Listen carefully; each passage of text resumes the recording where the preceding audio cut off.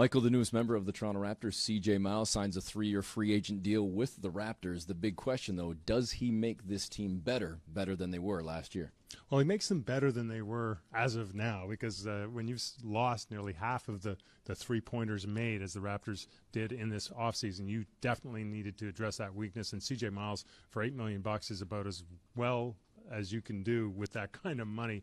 He was a tremendous three-point shooter last season, particularly from the corners, where he was second in the NBA only to Kyle Korver in terms of percentage, and veteran leadership, that can't hurt either.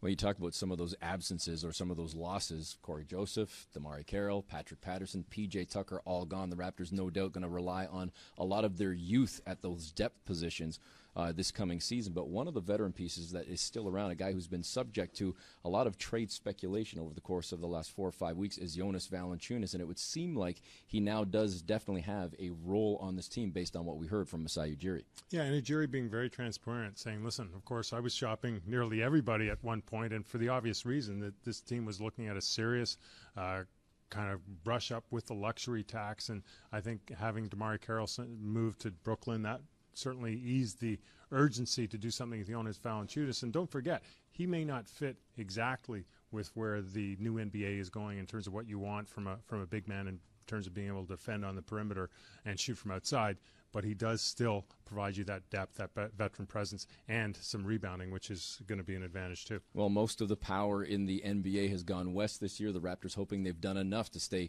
not just relevant, but very competitive among the top teams in the East.